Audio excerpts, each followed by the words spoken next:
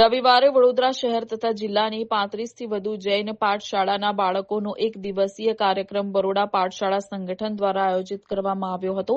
આ કાર્યક્રમ અંતર્ગત 650થી વધુ બાળકો અને શિક્ષકોને પીપળિયા સ્થિત સુમનદેવ વિદ્યાપીઠ ખાતે એક દિવસીય પ્રવાસ માટે લાવવામાં આવ્યા હતા, જેમાં 85 શિક્ષકોએ ભાગ લીધો હતો, એમ પાઠશાળાના સંગઠન સાથે જોડાયેલા અગ્રણી કૌશિક શાહે જણાવ્યું હતું. યુનિવર્સિટીના પૂર્વ સેનેટ અને સિન્ડિકેટ સભ્ય તથા જાણીતા જૈન અગ્રણી દીપક શાહે જણાવ્યું હતું કે આજે સમગ્ર વડોદરા જૈન સંઘના બાળકો એક જ મંચ પર સૌ પ્રથમવાર એકત્રિત થયા. કાર્યક્રમમાં બાળકોને મનોરંજન સાથે સાથે ધાર્મિક શિક્ષણ અને સંસ્કૃતિ રક્ષણ, રાષ્ટ્રના ધર્મનું મહત્વ અને હાલના તબક્કે તેની જરૂરિયાત વિશે સમજાવવામાં આવ્યું હતું.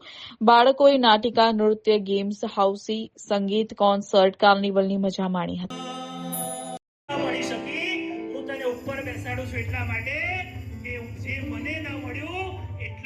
બરોડા પાઠશાળા સંગઠન મનોભૂષણ મહારાજ સાહેબની પ્રેરણાથી સરસ રીતે ચાલી રહ્યું છે અને અત્યારે વડોદરા અને વડોદરાની આસપાસના ગામ જેમ કે ડભોઈ, પાદરા અને હાલોલથી ટોટલ 650થી પણ વધારે બાળકો અહીંયા વન ડે ફન ડેના આયોજન કરેલું છે. એમાં આવ્યા છે. અહીંયા વન ડે ફન ડે શું છે તો વન ડે ફન ડેમાં શાસન સ્પર્શનો એક અદ્ભુત કાર્યક્રમ છે. એના સિવાય અલગ અલગ ગેમ્સ બાળકોને જ્ઞાનવર્ધક રમાડવામાં આવે છે.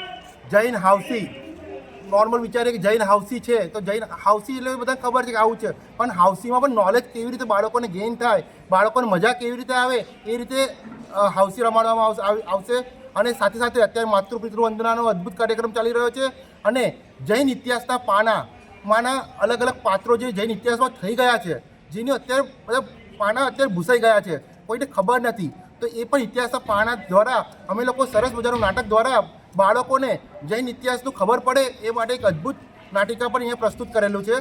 એ રીતે બાળકોને સંસ્કાર મળે, કલ્યાણ મિત્રો મળે એ માટે એક સરસ પ્રજાનું વન ડે ફન ડે 2.0 દ્વારા અદ્ભુત કાર્યક્રમ. વિકાસભાઈ, તમે જે પાઠશાળા ચલાવો છો એનો કોઈ નિર્ધારિત સિલેબસ વગેરે હોય છે જે બધી જગ્યાએ એક પ્રમાણે ચાલતો હોય? બહુ સરસ ક્વેશ્ચન છે. આ બરોડા પાઠશાળા સંગઠન એકદમ પ્રોફેશનલ વેમાં કહીએ ને એ રીતે સિસ્ટમેટિક વેમાં કહીએ એ રીતે ચાલી રહ્યું છે.